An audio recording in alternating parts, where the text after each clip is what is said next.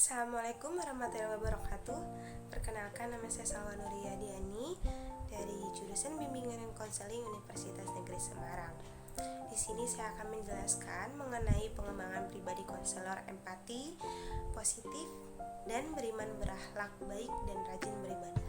Selamat menonton. Baik, di sini saya akan menjelaskan mengenai pengembangan pribadi konselor empati, positif, dan beriman berakhlak baik dan rajin beribadah. Pribadi empati. Empati dalam konseling dianggap sebagai salah satu cara yang efektif dalam usaha mengenali, memahami, dan mengevaluasi orang lain, karena dimungkinkan seseorang itu masuk dan menjadi sama dengan orang lain. Empati dalam BK merupakan aspek yang sangat penting. Dengan berempati, seseorang bisa merasakan dan menghayati orang lain dalam bagaimana seseorang menghadapi masalah serta keadaannya sesuai dengan budayanya. Sebagai calon konselor harus dilatih agar peka terhadap perasaan konseli, memahami pikirannya, serta mampu merasakan perasaan dan pengalaman konseli. Konsep empati. Empati dari bahasa Yunani yang artinya sebagai kemampuan seseorang untuk mengenali, mempersepsi, dan merasakan perasaan orang lain. Empati adalah kemampuan untuk mengetahui bagaimana merasakan perasaan orang lain. Empati berperan penting dalam berbagai bidang kehidupan, mulai dari pengasuhan, pendidikan, manajemen, hingga tindakan bela rasa dan percintaan. Empati itu dibangun pada kesadaran diri sendiri. Empati memiliki nilai yang penting dalam perannya, yaitu meningkatkan kualitas positif hubungan interpersonal. Empati merupakan kemampuan konselor untuk memahami permasalahan konseli, melihat melalui sudut pandang konseli dan latar belakang budayanya, peka terhadap perasaan-perasaan konseli sehingga konselor mengetahui bagaimana konseli merasakan perasaannya. Konselor diharapkan mampu memahami perasaan-perasaan konseli bukan hanya dari tampak luarnya saja, tetapi lebih secara mendalam. Juga apalagi bagi seorang pengajar, empati itu sangat diperlukan untuk dapat memahami kondisi peserta didiknya itu sendiri. Jika dilihat dari segi sosial, empati lebih bagi seorang pengajar. Hilangnya empati dapat melahirkan kecenderungan melakukan eksploitasi terhadap murid-muridnya.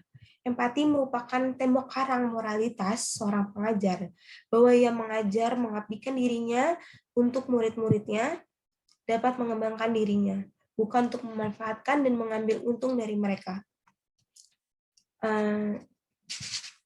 Lanjut. Urgensi pribadi empati. Konseling akan sulit terjadi bila input empatinya kurang, yang mana dalam proses konseling, konselor harus mampu mengendalikan diri, termasuk emosi. Empati sebagai pondasi pribadi konselor, yang mana konflik sosial sering terjadi ketika semua pihak sama-sama ingin mengedepankan haknya masing-masing, sehingga disinilah pentingnya memiliki empati. Empati yang sangat dalam akan memberi dampak positif sehingga konselor akan mencapai keikhlasan. Unsur-unsur empati. Pertama ada imajinasi yang tergantung kepada kemampuan membayangkan. Imajinasi berfungsi untuk memungkinkan pengandaian diri seseorang sebagai orang lain. Kedua, adanya kesadaran terhadap diri sendiri.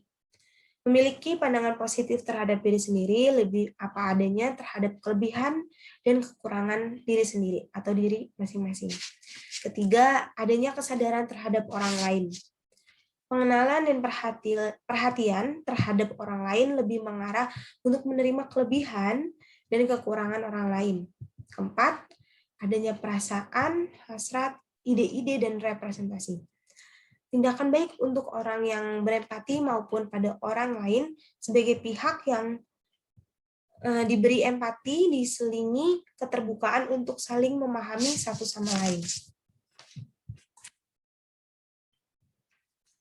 5. Ketersediaan sebuah kerangka estetis.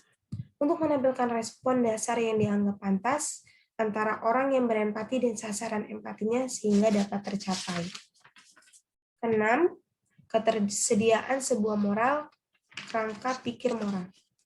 Kerangka ini adalah suatu panduan untuk pembentukan dan pengembangan kompetensi serta karakter dari guru dan murid.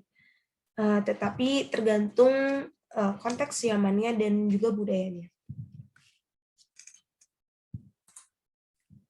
Cara mengembangkan kemampuan empati, salah satu cara dari berbagai teknik yang ada untuk mengembangkan kemampuan empati adalah dengan teknik peran atau role play.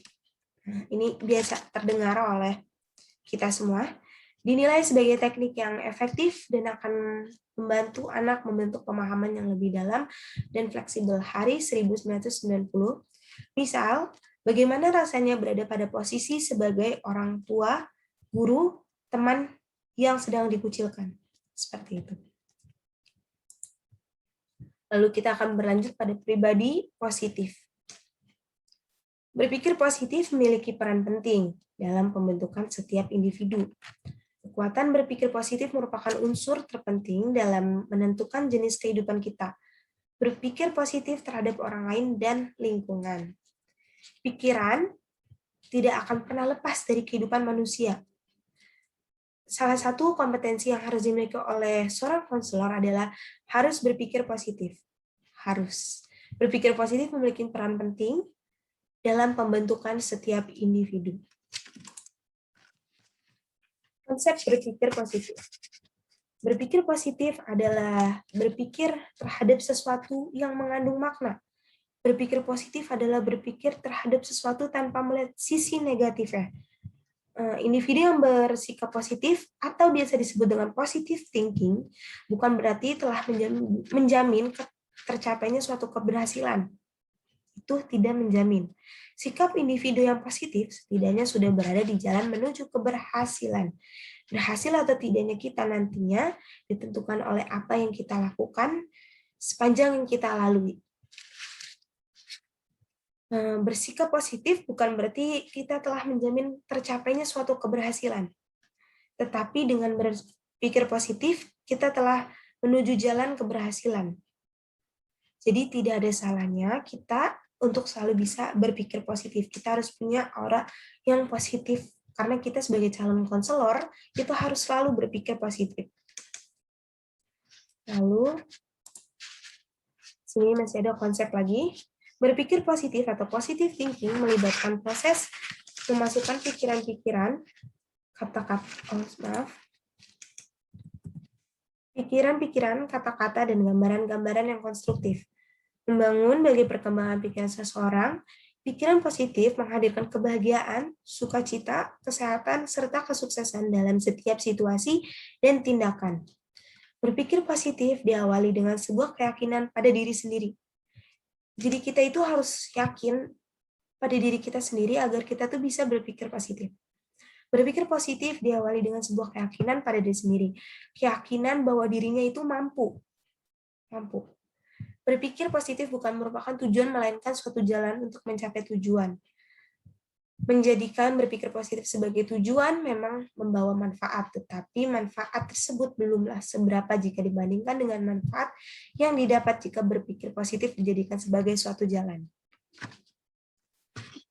Jadi kita itu harus yakin pada diri kita sendiri. Misal kita meyakinkan diri sendiri dengan kita bilang kita itu bisa, maka itu akan menjadi suatu hasil bagi diri kita sendiri. Sehingga diperlukan keyakinan yang kuat dalam diri kita itu.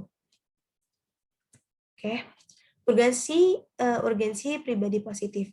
Berpikir positif adalah cara menghadapi suatu masalah dengan mengambil hikmah di balik masalah yang dihadapi sehingga tidak menimbulkan konflik atau pertentangan.